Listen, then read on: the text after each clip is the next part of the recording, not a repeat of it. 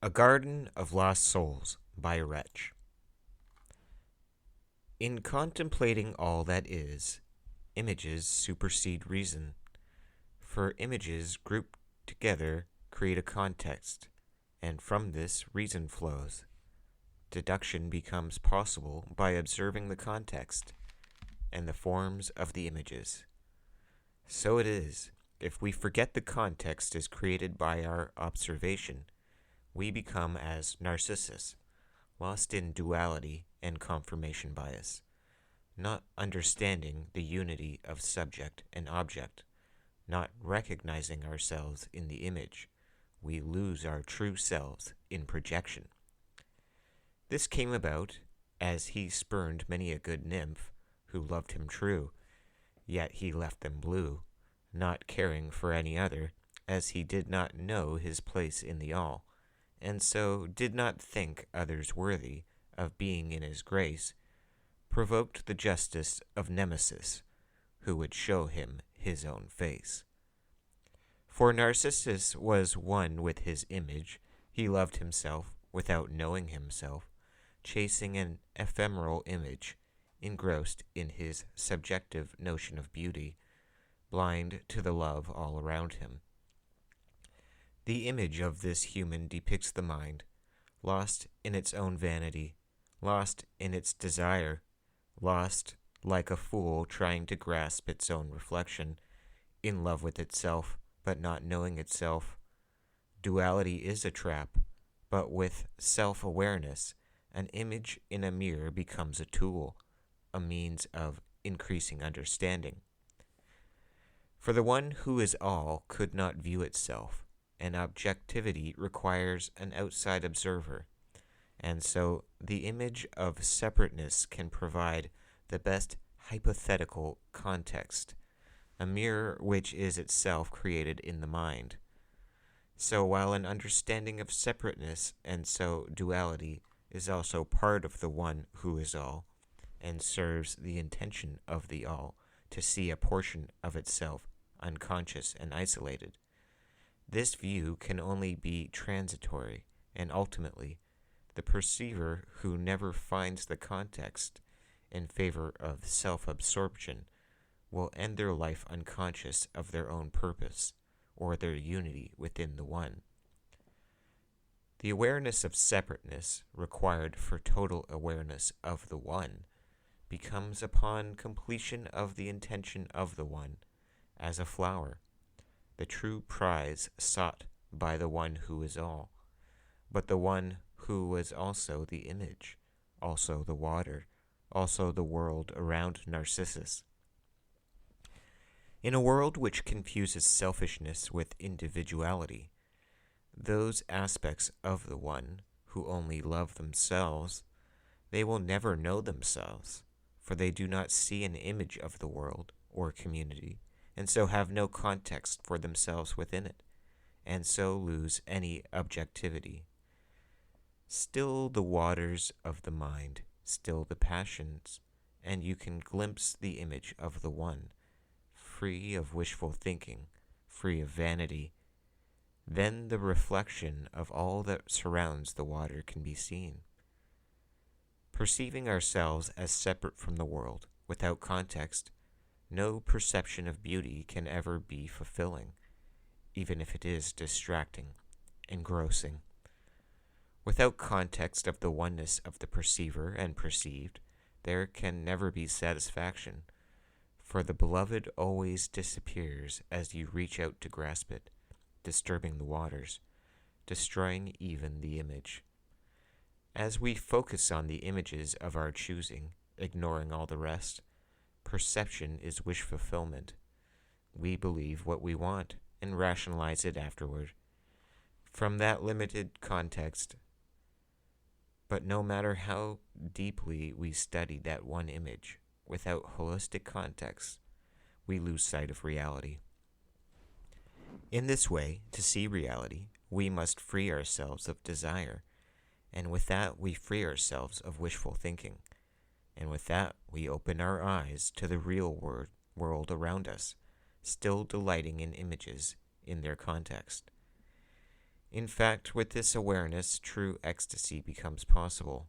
As with context, we gain some understanding, and with that, we gain true free will, no longer clinging to the lonely image we thought was so important. We can see a thing for what it is, knowing its place in the big picture. What seemed ugly can become crucial, for beauty truly is in the eye of the one beholder. Through such means, we can come to walk in a garden of flowers, created by lost souls who never saw the big picture, but we can see their place, understand the context of an ecosystem, and with that, understand true beauty. A garden tended by the children of nature, guardian nymphs who remember these lost souls, and so know by, and not in spite of suffering, in the world of illusion, the motivation for looking outside yourself. Through reincarnation, we may gain such a motivation, and with that become a child of nature, and come to know the nymph who called to us, and can help to call to all who lack the capacity for deducing a context of images. Yet this nymph, who loves us true, cannot tell her understanding. No words can explain her world, for entranced by illusion, no one hears what is outside their context. In vain she tries to gain her love's attention, to gain her love's affection.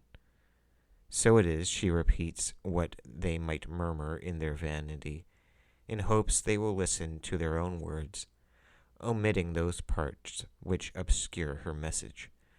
Desperate to be seen, she is only heard as an echo, only known as an unconscious circular logic. In her mind, she cries for unrequited love, but no one hears her.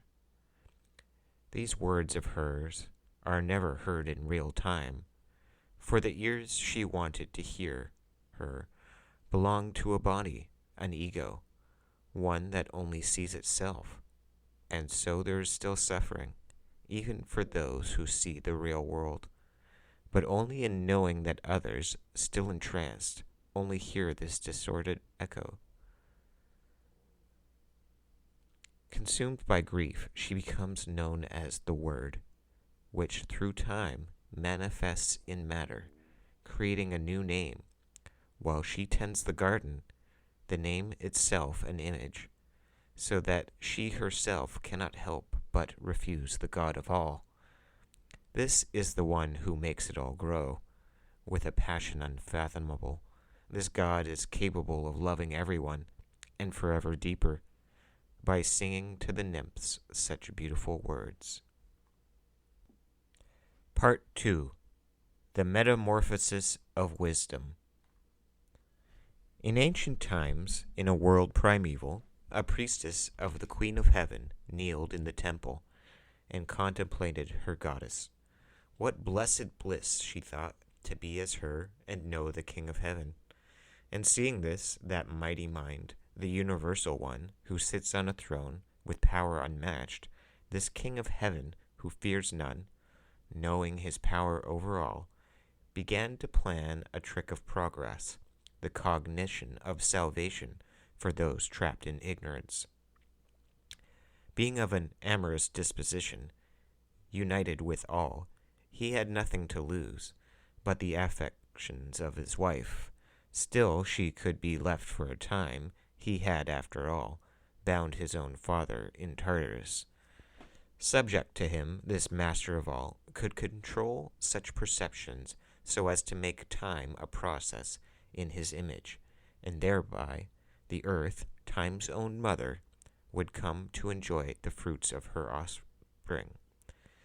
Seducer of all, this good God of all, the averter of evil, the purifier of the world, the almighty power, the thunderer, omnipotence of heaven, supreme of gods, saw this priestess and knew her desire, and sought a means to bring her to her goal.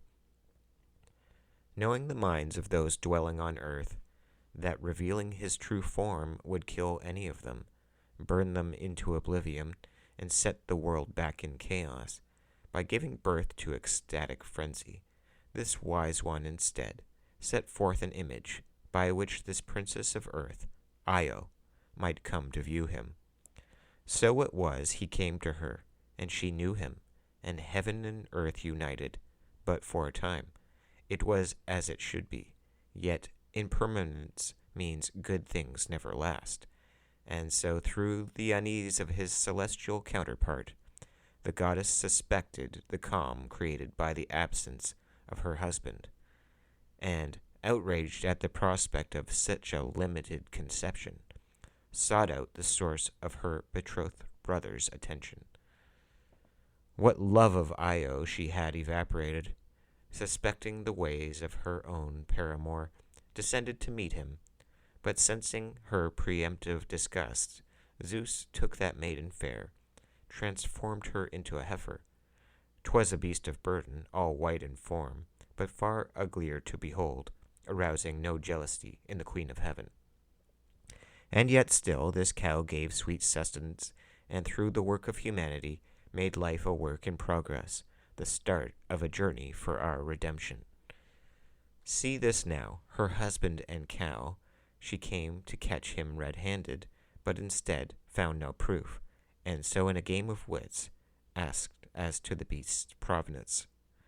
The King of Heaven explained, she was a child of earth, a form most pleasing, and inspiration for matter perfected, at least by the standards outside Olympus.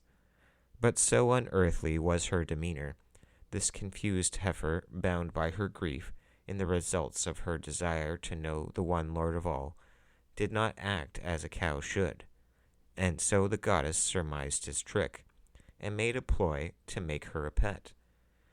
Trapped now by his own lustful designs, this god of ours, who knows no fear, realized his wife is forever his counterpart, the one who can keep him striving forever in time, and so by check his self-assessment through the mirror of his bride. Knowing her mind that any refusal of such a small thing would inspire a world of trouble for him, that she is worthy of any gift, and so no excuse would do, to prevent the goddess from her aim.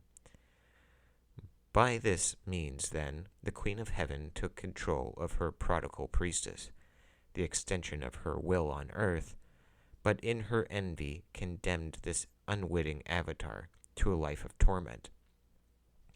So it was the cow was sent to be guarded by the Queen's loyal servant, the one who can see in all directions on earth at once, back and forward, up and down, left and right, who never shuts all his eyes in sleep, a mind for putting or joining together, a unified field of all a human can know, barring, of course, a trip to the celestial heavens. This Argus, warden of all earthly beings, who keeps watch over this precious form of matter, who sees it as a unity, but distinguishes not but what his mistress tells him, as a loyal servant, took the cow, and from a mountain high kept his eyes on the lookout for any who would thwart her will. But this was not enough for Hera, queen of all, illustrious lady of authority, having a throne of gold, all-powerful, all-generating. She, knowing the sole essence of the heifer, thought not to let her rest easy, but to be goaded on with incessant remembrance of her ignorance, so that no human would ever have the hubris to think they know the God of all, as the Queen of Heaven does. From this spite, then, came a gadfly to torment the beast, to set it in motion through a repetition of small bites, so that dear naive Io should perpetually be in desire to escape, but left bound to the wiles of her captor. Thus poor Io, who knew the company of gods, has her cries unrecognized. In this mottled form, no one can see what's the matter. Humans are most puzzled. As this gadfly drives her on, it is medicine most bitter, watched on by her guardian sitter. Wandering in her grief, pure white Io set about the world to find a means for her redemption. Eventually coming to the chained creator of humanity, she found another whose torments is replenished. Prometheus, whose immortality had led him to suffer each day, for the gift he bestowed upon us, the light of the world, the start of man's attempt at progress. Seeing the passion of one who suffers so, she asked his name, and upon learning it and his story, began to tremble in fear, for she knew the wrath of gods is enduring, and so in her hopeless situation began to narrate to him her fate through the limitations of her form. Taking mercy upon her, he told her he knew who she was, for he had foresight and could see through time, and in times past he saw this moment when she would reveal herself to him. And so she learned of him, and that his pain would not end until the end of time, when Zeus would face his greatest foe.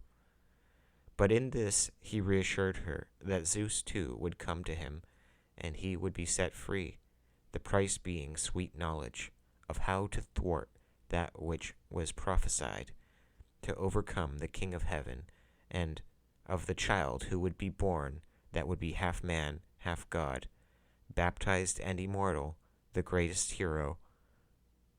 Through this warning to Zeus, like his own son made flesh, two saviors from one, a comfort to the curious mind, trapped in a flesh not her own. For Io was as another, who released upon the earth the demons which plague mankind. Curiosity both a gift to all, but also an unquenchable thirst and curse, discontentment, when not guided by cold reason. But these words deployed within her blind hope, despite all the present circumstances. So, seeing this, mighty Zeus had a flash of insight. Like lightning, he sent his son, a herald, to rescue his lost love and free her from her prison. But Argus had earlier spied upon the conversation, and whisked her away upon its completion, down from the heights of the mountain, which was too close to heaven, so that sweet Io, matriarch of human nobility, might not come up with vain ambitions. Taking her to a fool's paradise, where the gadfly chased her on, no rest was hers in sight. She resided in a pleasant garden, but its beauty was still lost on her, as she must continually strive within her pen to escape the nagging of her tormentor. And coming upon the mountain late, Hermes, master thief and trickster, questioned Prometheus as to the whereabouts of his father's love, and also the justice of his shackles. By his mercy and foresight, great Prometheus, savior of all, gave the shepherd god his means to find the object of his ambition, and the explanation of what had transpired, that through his prophetic skill, this molder of men had given sweet Io a vision to be inspired. Not only this, the Titan of crafty counsel informed the shepherd god how he would be freed by Zeus's own son, in exchange for the knowledge of salvation, not only of mankind, but of the King of Heaven himself, by a means of preventing the usurpation of his throne. So, spurred on to his target, the great traveler, knower of worldly things, heaven and the underworld, student of nature, master of intellect and dreams, Hermes sought out his means to thwart the sight of Io's captor. For Hermes is shrewd himself, and knew the all-seeing Argus, who sits waiting, processing, being, but unfruitful and directionless in his service to the Queen of Heaven, would let time unfold until the end, with Io still held captive, and could not be approached unseen. The focus of his intent would allow Argus to see the point of any incoming wave of projection. All at once it made him encased in awareness, probability, and uncertainty having their way, but still, through this unified vision, all the forms of earth took shape in his mind, and so Argus must become distracted. For this end, dutiful Hermes, servant of his father, begat with pure beauty incarnate a son of all, true awareness of nature, in tune with the music of her rhythms, containing the amorous desires of the grandfather. Pan, in this wilderness, is the maker of music, inventor of pipes which soothe the restless spirits unleashed upon the world, so that in his harmonies true contentment can rest upon the head and bring about lucid dreams, a fiction we are all writing.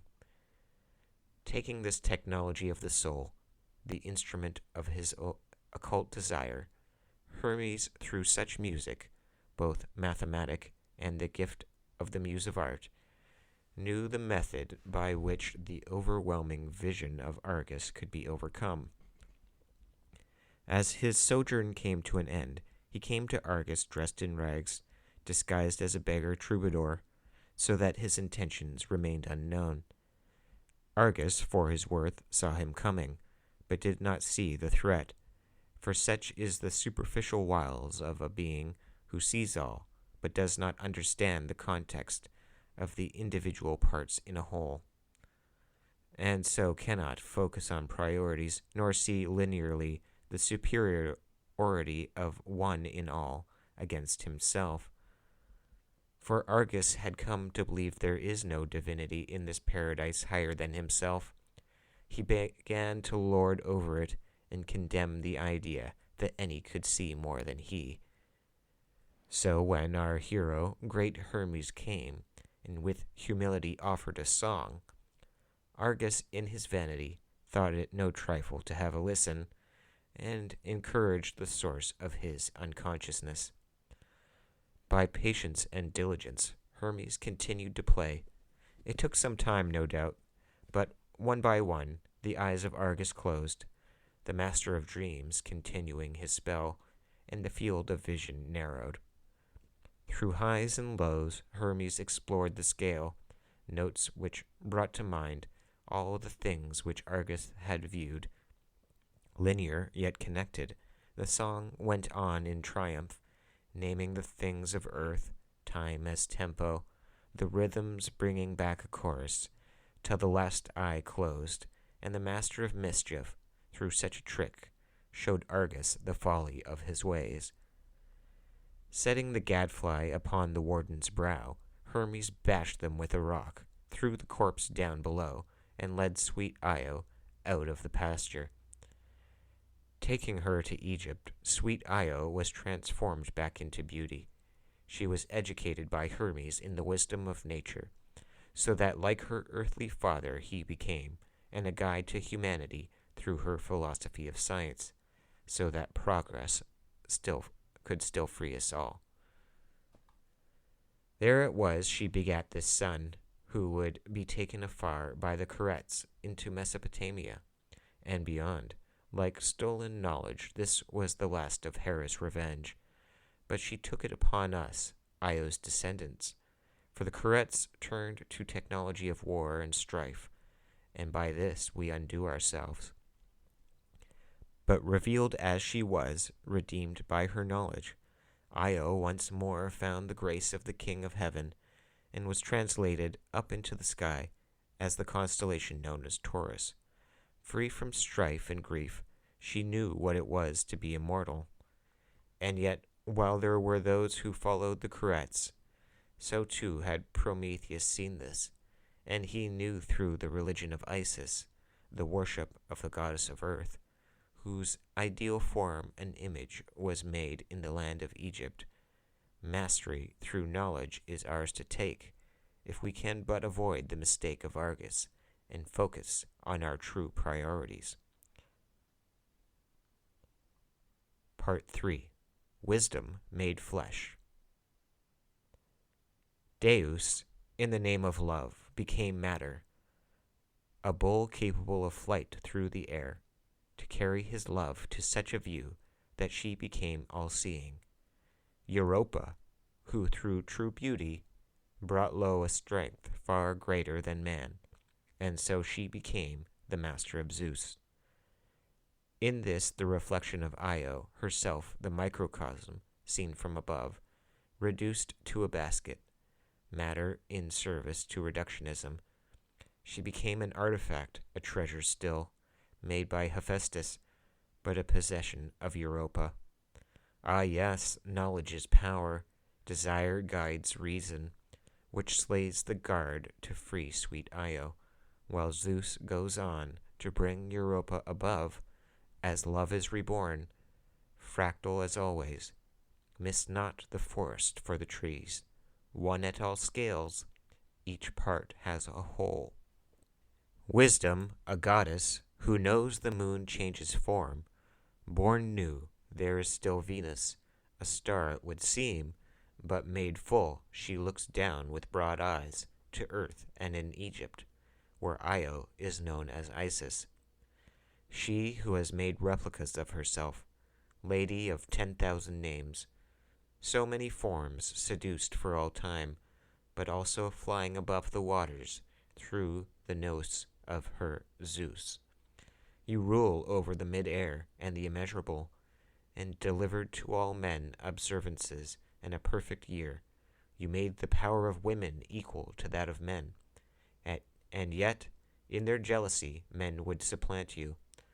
Oh, what turmoil you have faced, the spirit of the world, rescuer of all, virgin mother, whose riddles beguile, and whose true face no one has seen, a veil never rendered. The voice whose sound is manifold, and the word whose appearance is multiple. It was men who called you a demon. It was men who betrayed you. The whore and the Holy One, who produced the rulers of the world, and she who can save us from them, those drunk on power. Please, Goddess, I pray, cast out the ignorance and delusions of grandeur, cast out the hatred and jealousy, fill our hearts with reverence for nature, so that we might be worthy to appreciate your knowledge. Mother of all, and source of all life, how many times must you suffer in bondage? How many times will we turn our backs on your travails? Still on you seek, still you are strong. Victory is yours, but fools do not know it. The thought that dwells in the light, the all, she in whom the all takes its stand, the firstborn among those who came to be, she who exists before the all. In contemplation of fullness, swept off your feet, fragile and unbeatable, light-bearer in heaven and earth, the fountain of wisdom. Please, Goddess, I pray, let me be strong and stand up for you with justice, reaching to understanding, so that I may end all your grief and return to the limitless light.